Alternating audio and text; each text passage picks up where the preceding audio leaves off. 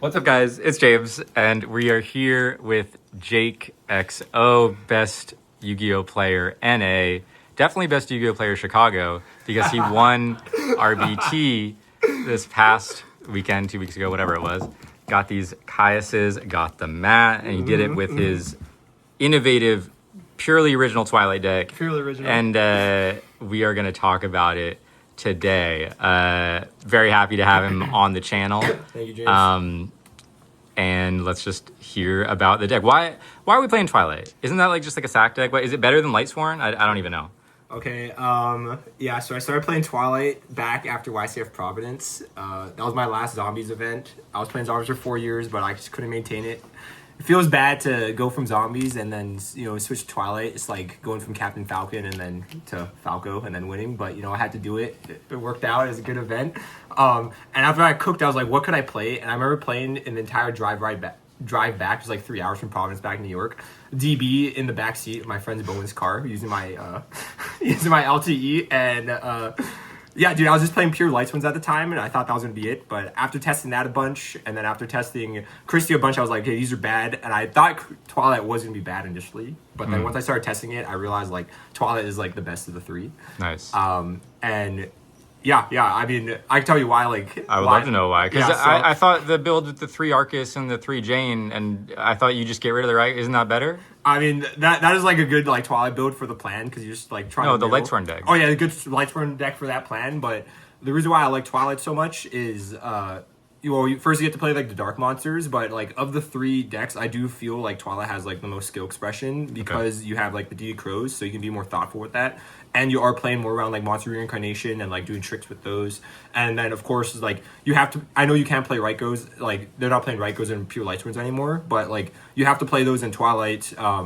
And that like helps simplify the board. It's like you actually get to pick what you destroy. You get to like plan for your turns in the beginning or in future turns, and actually choose what you destroy if you can take a risk to hit a back row that you're making a read on, or which monster. So things like this, like I felt like offered like Twilight more skill expression, and like thinking about when the boss monster count, etc. Things like this. So that's ultimately why I picked Twilight. And like the main deck D Crows, I feel like it was like the lowest risk. It's like the way Twilight plays over like the other variants, I feel has like the lowest risk, because you're playing more around like setting, like playing the game more slowly. You get to play Trag, things like this, rather than some of the other builds like you just have to summon like a big monster, you get bottomless, you lose. Yeah, you just got to pray, and like you have to navigate like some of the main traps, which is like bottomless and deep prison, which like have conditions on like summoning or attacking, and that's like 2 big risks that I didn't want to take. So that's why I only relied on Twilight. And also you get to play Chaos Work, which is super broken, so it's super easy to spring out. So that's why I like that build. And I'm not trying to act like Twilight's like the hardest deck of the format. It is pretty easy. It's probably like the second or third easiest of the big 6, but there's still some skill expression in it. So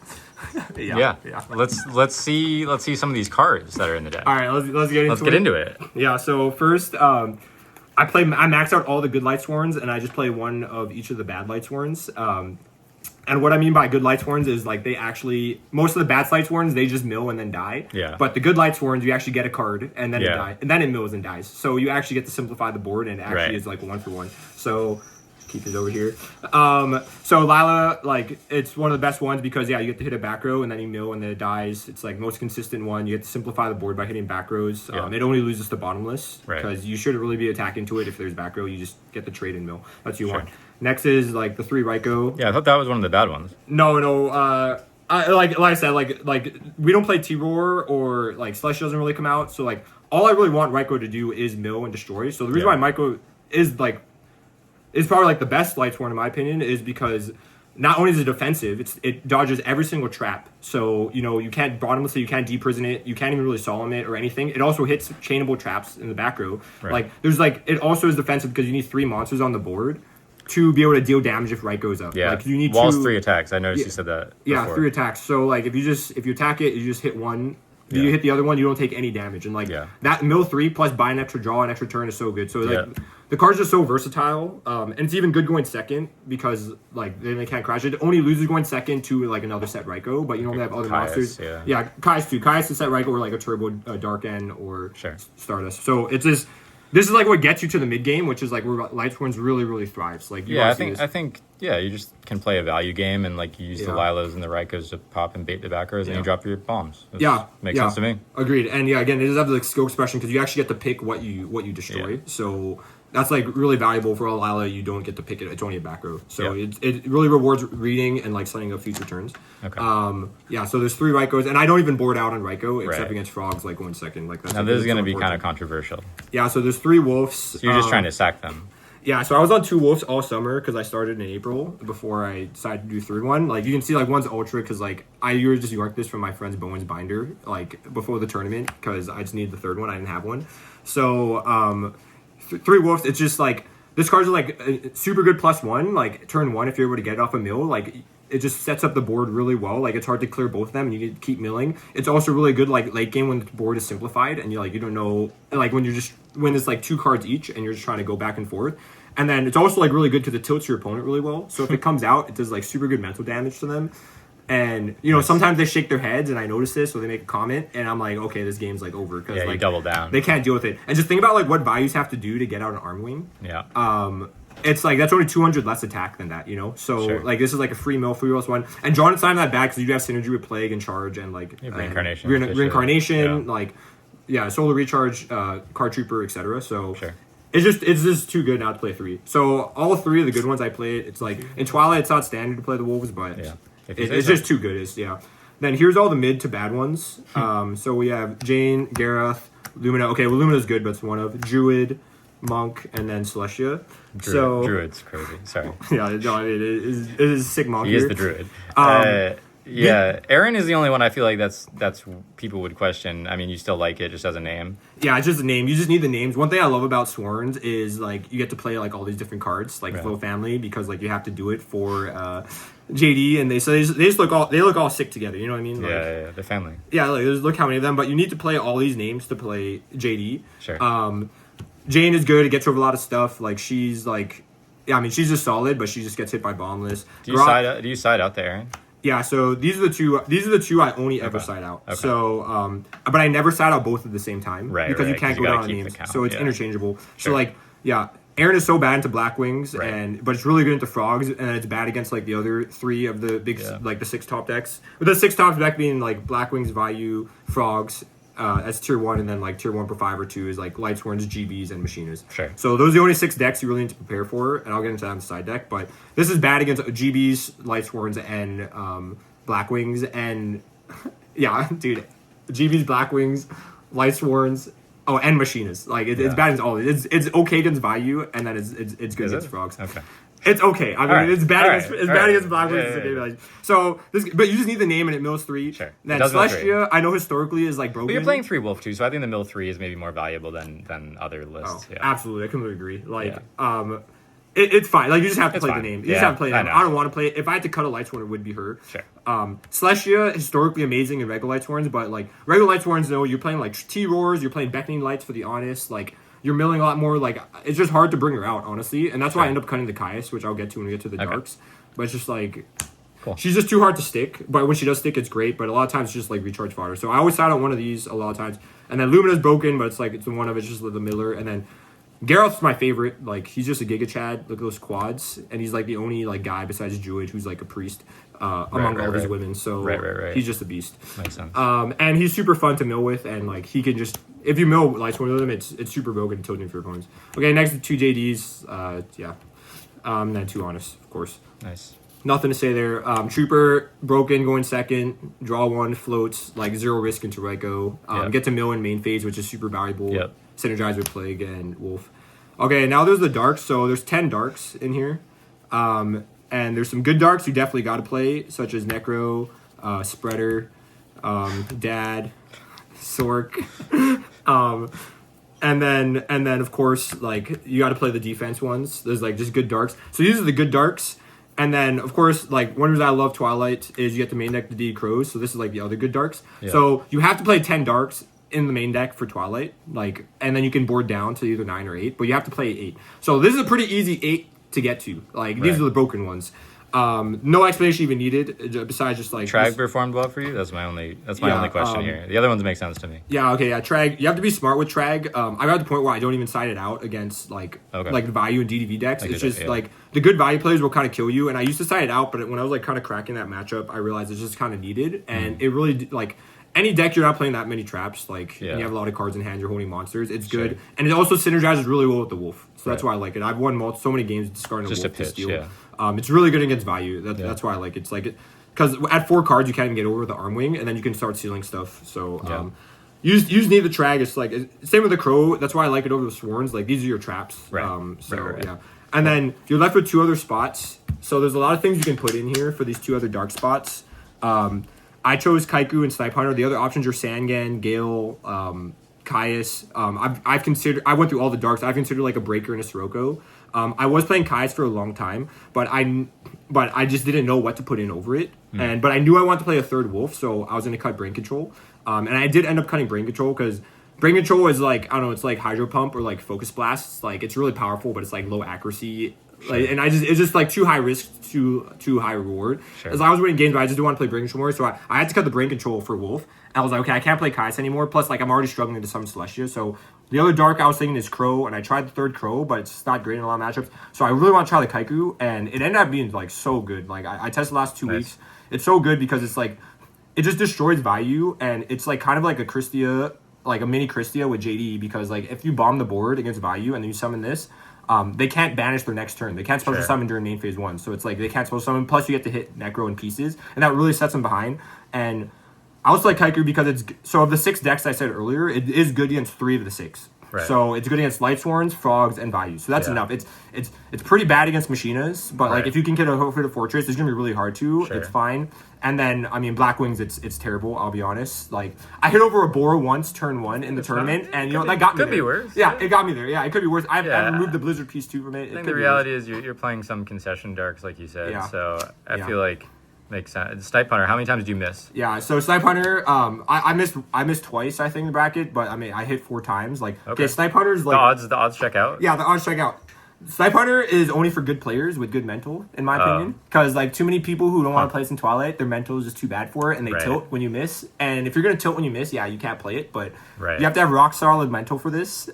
It's just way more proactive than, like, Sanyan or Gale. I'll be honest, I need to revisit Sanyan because you can search Honest and the D-Crow, so that's, like, not terrible, but Sanyan's the GOAT. I'm going to be honest, like, this is, like... You can search that with Sanyan. Yeah, you can search this too as like cut the Kaiku for it. But okay, I'll be honest, this is the 41st best card on the deck. It's the worst card on the deck. If this comes down, that means I'm extremely desperate. Yeah, and like I just need to clear some stuff. But it is more proactive than the other options. Like Sanyan is too like if you're staring down a board and you said Sanyan, you're gonna die. Same with Gale. Like you only clear 1. I hate how you have to hold Gale, and I took out Brain Control. There's no synergy. But this, if you're staring at a Stardust, you're staring at Oppression. You're staring at even like the Hamster set or like an Armed Wing. Like you can actually start pitching stuff. Plus you can set up your graveyard to get to Dark Arm or whatever. So it is the worst card on the deck, but like I prefer it over all the other darks. I feel like the spells low-key explain themselves, but maybe... Yeah, well, there's nothing to say about the spells, honestly. The only thing is... The Avarice, maybe?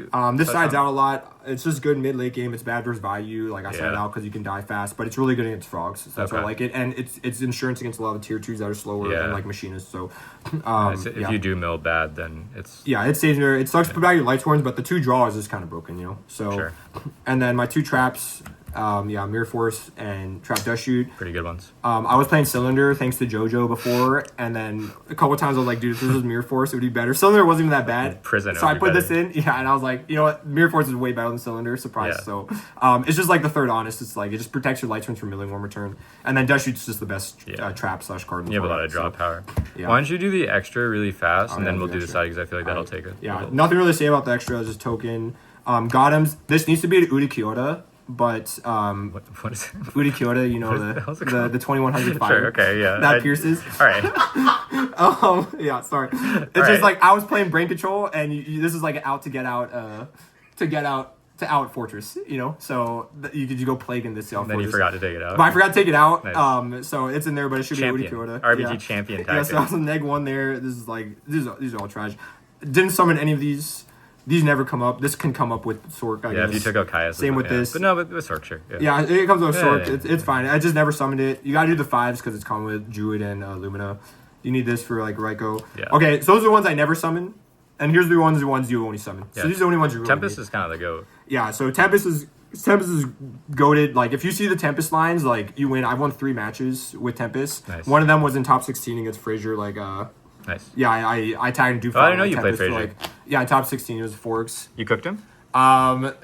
Yeah, the main deck DD Crow put in work, Okay. and he bricked. All right, just checking. Yeah, I actually had a really sweet kill shot I set up with him where I only had 2 Lightsworns in the grave, and Lumina and Plague, and I pitch, bring out, with only 2 cards in hand, 2 JDs, so I stack for the Plague. I go Mistworm attack for 25 with only 1 JD in hand and 4 Lightsworns, and I end. And I was like, dude, I draw. If he doesn't clear this, I have double JD for game. And that got me there the game Nice. 2. And then game 1 was a Tempest, so. Interesting. Anyways, these are the only we bring out. Kind of played for damage. Yeah, exactly. Just playing for the damage roll. Broken ones, this comes out with Cyber Dragon Yeah, or whatever. yeah. You just Cyber Dragon, then, I mean, Yeah. Tempest. And yeah, Mistworm, it comes up often all the time because Lumina plays.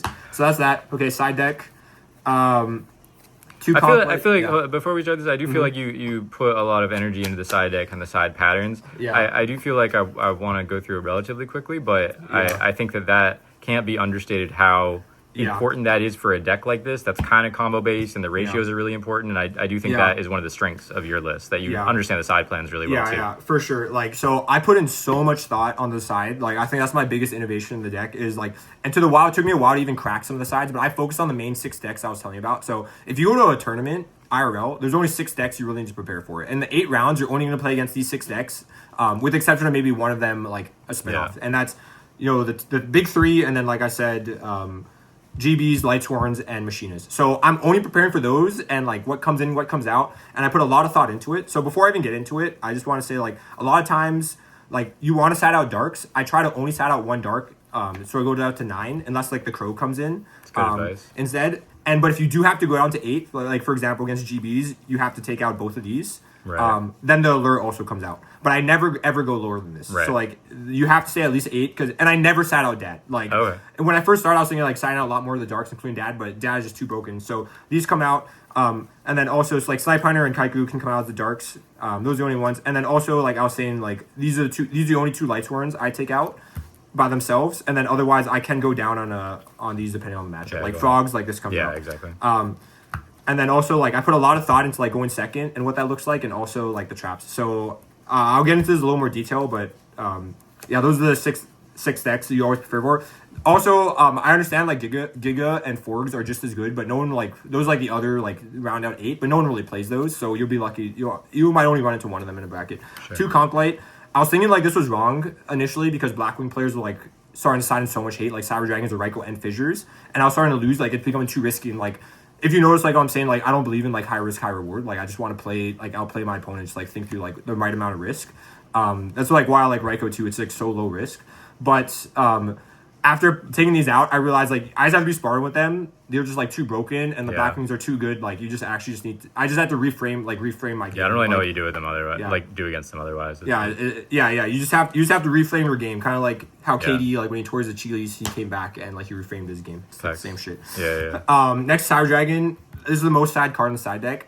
This is like my little spice. Like I didn't want to give this away, but like I actually side this in every single time going second, no matter what, because of what the Lightsworn game plan is, which is simplifying the board. So Lightsworns are broken going first because you can summon and mill, but going second you struggle because you're always behind and like you can't set up a board. They're always gonna have a 1 summon over you plus they special summon. But Cyber Dragon going second, like it always like gets you in the position you want to be, which is 1 Lightsworn on the board, and they have nothing, which is like Frogs. going first position. Still siding in. I sided in 2 against Frogs Hero. also. Yeah, I still do 2. Any Okay. other ones? No. Any other ones? Yeah, everything they come in if I'm Alright. going second. So yeah, I don't know if Dragons? anyone believes in this, but this is like a theory I've like Stun. I guess put that into. would be Yeah. But this is like a theory I put like I thought through and like I feel I cracked and I put all my effort into like I'm gonna bank on this like a couple Cyber months Dragon ago. theory. Cyber Dragon theory going second no matter what. Okay. A couple months ago, and every single deck I put in 2 now, and then Okay. the third Crow. This is just for Value going second. Value going second, then Forgs and Gigavice. The Value matchup was like the hardest matchup to crack, and I feel like I finally got it sidewise. And like what I sided going second first is very different for Value, and it was like the hardest matchup for a long time because like the best Value players were just like beating me, Sure. Because they just know how to kill you like 1 or 2 turns faster. Anyways, Vortex, like you just need this for Frogs and also like the mirror match, like and Titanio decks. Soul Release. So I know this is a controversial card. A lot of people think this is mid. They just don't think that's good. But this card is actually broken. pretty good. It's broken if you're playing Kaiku and also 2 DD Crows. It's it's about having a critical mass of removal. If I use 1 DD Crow like on a Treeborn, now like this becomes so much better. You just need to hit one more Treeborn. Like, and if it hits at the right time, like you just blow up the game. You know, it's like you hit 2 Treeborns and 3 swaps. It's just brutal. So and you need it for the mirror match. It's like actually like a harder matchup. Yep. MST. Okay. Bottomless. So just one bottomless. I wish I had space for more, but there's no more. So basically, I was struggling like a little bit with like the GB and Blackwing matchup and also Lightsworns. And when I was doing the side plan, I had space in my side deck for one more card for both Blackwings and for Lightsworns. Like, I had one more space. So I was like, what is one card I can bring in to beat both of them? And James, you actually told me about Ryo. So that's why I actually topped that Santa Clara with Ryo. I was like, that actually is good against all of them and I can bring in GBs. And I started thinking about it more. I was like, dude, why don't I just bring another bottomless? Like, I wish I could play 2, but like 1 gets it done. It's like it's good enough, and it's good against all 3 of those matchups, which I needed the card against, and I could even bring it against Machinists. I think once you play any deck for a long time, you kind of get yourself in that position where it's like I need a card that has this exact coverage. So I think that's just what it is. How you know your experience with the deck. I think. And we can all agree Bottomless is like broken. You're like it's one of the best traps. So turn skip. Sometimes. Next is 2 Oppressions. Like you just need this for GBs and like the combo decks. So it's really good in the deck because like you actually have a lot of big guys and honest. So I feel like you said you just played against like 1-4, right? I feel like you must not have boarded in that much throughout the day. I didn't board it in. I only boarded against the forts. It's the only time I boarded it. But on DB ladder, the mirror. I don't put it in against the mirror. I think that's a mistake. I can get into another time. Like I don't like it in the mirror. Like You have to DM for coaching about that. Yeah, exactly. 2 Decrees. One of the biggest reasons why I played this deck after Zombies is because I just love this card on the side and what it does, and I want a deck that can play Decree next. So if you can play this card, like it's broken. Like I mean, it just puts in so much work, and you can just sign in 1. Like and you didn't sign in both, which is good. Next is Sim. So I had space for 1 more card against Value going first, and I was just like, dude, what just can destroy Value like when I'm going first if I set up? And I was like, you know what, dude, Sim can actually just kind of get there if I find it early. And I played in 5 values, like it's just 1. And the deck's actually surprisingly resilient against Sim. Yeah, I was gonna say, don't you get destroyed by that? No, Trag isn't affected. Gores but this comes out against Value. You can't even summon the Gores, but okay. Yeah, Gores is bad, but like this is resistant. The Crows are resistant. These are fine. These work in the graveyard, and these are still big. Like it can come out. And it's just like I just play around the Lightsworns. The Necro and the Plague are fine. Okay, no, they're not fine at all. They're mid. All right, just checking. Just checking. It's not even Spider-Man. I don't even know what to say. Don't worry about it. It's way worse against the values. Hey, you're the champ. You know what do I know? Okay, but it gets the job done. And then finally is Treacherous. So this card is like broken. Like I think it's like just purely effect wise. It is like the second best trap in the whole format. Besides, a strong effect. Besides Dust Shoot. You don't play Torrential, right? You played this over Torrential. I played Bottomless over Torrential, so I thought it's like I don't want to lose my board. Like if I have a Lila going first, like I'd rather set like a Bottomless or a Torrential. That's true. And I have this going second, so I side this in going second whenever I can, which is like anytime Decree or Oppression. And do you set out all the traps, or do you leave like a Dust Shoot or something? No, I take them all out. I don't know. I might leave the Dust Shoot. But like for example, like a lot like just for Frogs, for example, like going second, like these go in, right? And then when I go first, gotta have the Cyber Dragon. I take these out and I put in like the Oppressions. You know what I mean? So like it actually works out kind of nicely in a lot of matchups. Like, cool. Except Dragon Turbo. Yeah. Don't shoot in. Yeah, that too. Except you need both for Dragon Turbo because you got to find one of them. Also, like this is like when I side this in against Value, like it's just like a good. It makes them. When I was like playing like different decks, I was like, dude, when are they gonna keep what in versus what? And I realized like I can actually use that to my advantage. Like I started thinking about it. So like if they actually see this when I'm going second, are they gonna take out the MSTs heavy? Do they leave it in like for the? Or they're just gonna play around it game 3 even if you don't have it in. Maybe exactly. Like there's just like mind games like this against like the top players, especially if I like lose going first and they see Decree or Sim going second, are they gonna keep those in? And I want those in like when this comes in. You know, like it just adds like bricks. Like there's so many games I win when they flip the cards and like there's like a heavier MST set back there. I'm like, dude, this is game of inches at like the top level, so like that matters so much. So that's like the side deck. It took me a while. Like Frogs, like it was easy to crack. Like I got this Frog side down like so fast. Blackwings, like it took me a little bit to crack, but I eventually cracked exactly what goes in and out. Value was the hardest, like I was mentioning. Like Value just like that matchup's actually, people say it's so free, and I did beat 5 of them or 4 of them to win, but I was losing a lot, and like I had to like learn a lot of things, such as like being greedy, like making sure to take out all the tributes, like Celestia doesn't stay in at all, like you just can't be greedy. Like I keep in Gores even though like Heavy and Sim comes in.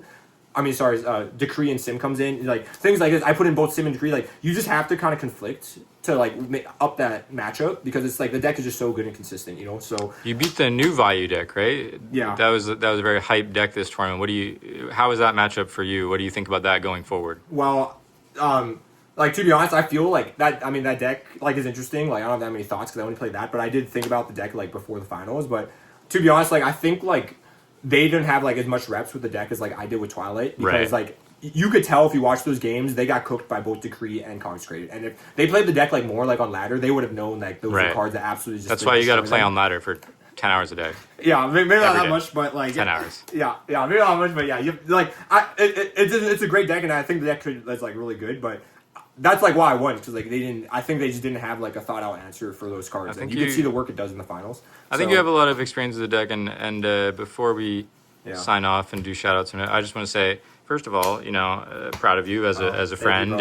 and I also just I hope this makes sense, but we've been cubing together, Yeah, and Bowen and Ernie, rest All in the peace, boys. and Yeah.